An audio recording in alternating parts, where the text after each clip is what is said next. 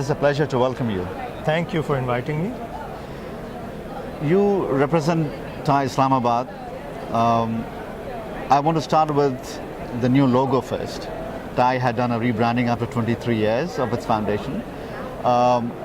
It was unveiled at the conference, and you were, as you said earlier, one of the 4 people who were behind this creativity. So share a bit of thought how we went through the process of creating this new logo. Well, I think, you see, TiE has been a global brand for a very long time, but TiE faces 2 problems. One is what we call the diversity problem, that mostly it's people from our region. So people globally do not think of TiE as an international organization, even though we are, in the true sense, both a global and an international organization. And secondly, we felt that we are losing touch with the younger demographic. We are not very exciting for them to join.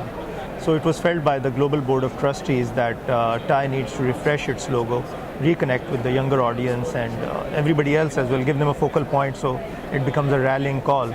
And the task was given to 4 chosen members, and I was fortunate enough to be among those 4. And I feel that, we followed a very structured branding approach. I myself run an advertising agency. Stephen, who was heading the committee, is the former CMO of Samsung.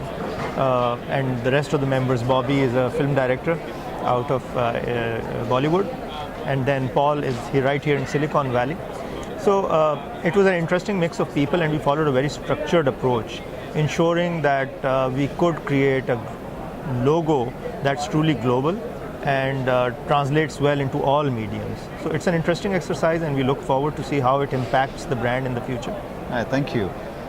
You also run an accelerator in Islamabad. Yeah.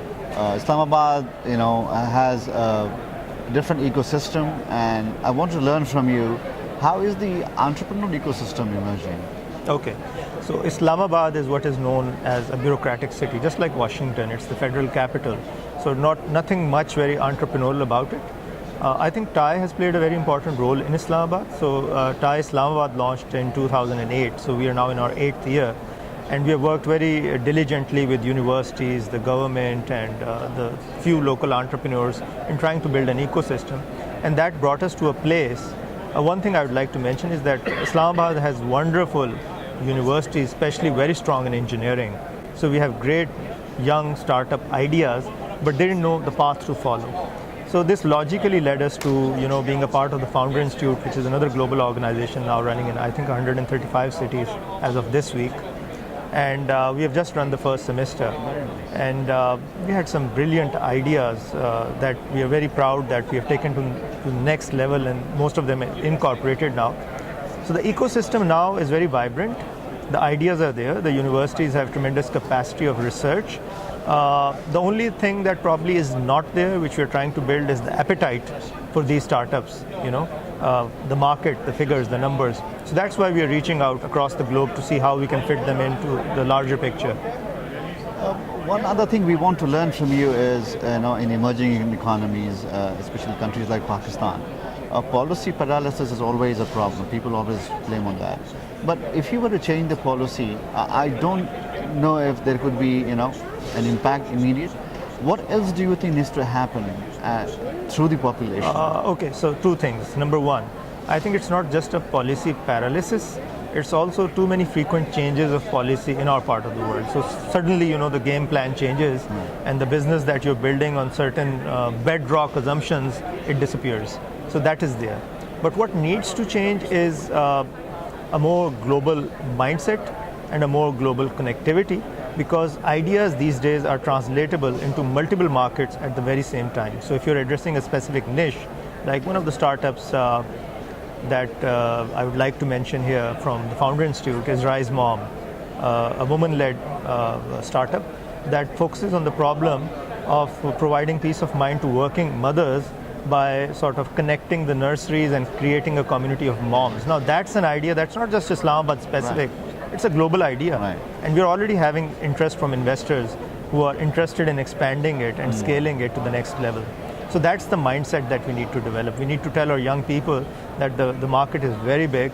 They need to be very diligent. They need to build, the business, and they need to sort of look globally for how to, utilize their solutions. The other important enabler is investing. So how mature in terms of investors understanding Okay, the so now entrepreneurship? that's a big problem. We are in our infancy in Pakistan. I think Karachi is more advanced than any other city right now. Lahore is doing a really okay job.